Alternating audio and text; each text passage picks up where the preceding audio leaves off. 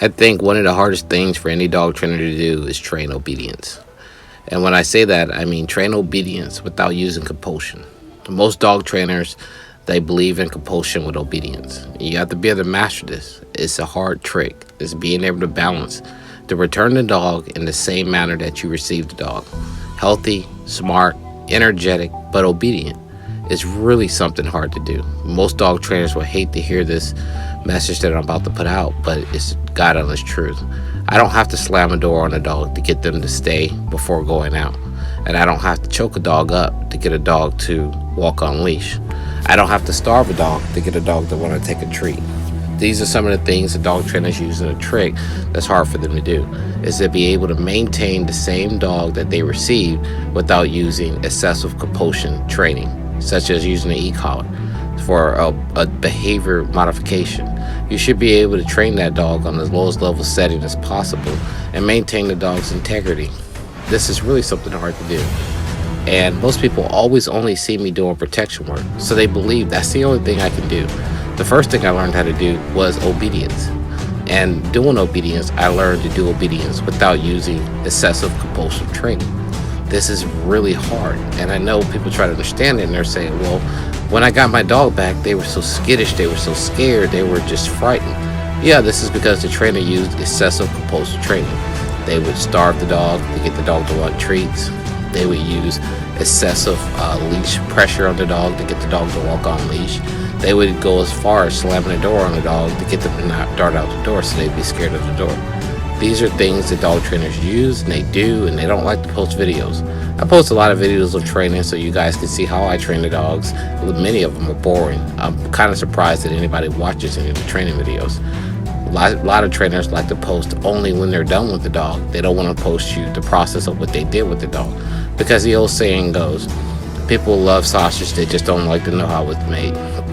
Seeing the animal cut up, grinded, and then give it to them, it's very delicious. But to see the actual process is very, very disgusting. So in my process, I like to show you, yeah, it's slow. Yes, the process takes longer, but I get the effective nature of what I'm trying to do with the dog while maintaining the dog's real personality and integrity, weight, height, size, and so on. This is dog training. Yeah, people have expectations and they want things done overnight. Dog training is something that takes a long time to do. It's not something that's done in 24 hours. It takes weeks, months, and years. You have to be dedicated to doing the training, and you have to be involved, very, very involved when developing the dog. As far as praising the dog, showing the dog what you want them to do. Dogs don't understand anything you want them to do until you show them. Training must always be easy, and it must be aware so the dog understands what you're trying to relay to them. This way you can avoid compulsion training. If you don't have a patience for dog training, you shouldn't do it. If you find yourself in a moment where you have to actually do physical violence on a dog to get them to do dog training, you should veer away from this profession. That's my personal opinion. Like I said again, if you have a dog that's not food motivated, then you need to figure out another way.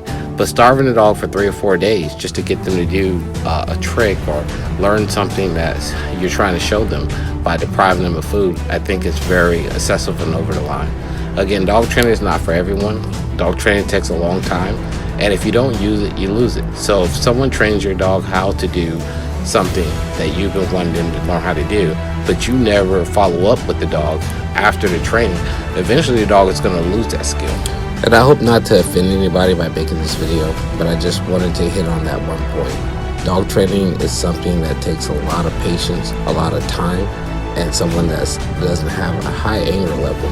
If you're someone who has a lot of anxiety or has a lot of anger or something, dog training may not be for you. You have to have patience. You have to be able to have a kind heart, and you have to understand the dog that you're working with. So in the end result, that you get the result that you're looking for. You're not charging people for your time. You're charging people for the result. And if you can't produce the result, then you shouldn't be training dogs. That is all I have to say about that. And again, you guys have a great day and continue the method of dog training. It's something that every dog needs. It's something that people need very desperately. They need really good dog trainers. And this way, we'll have less dogs in shelters and rescues and more dogs in good homes. You guys have a good one, and God bless.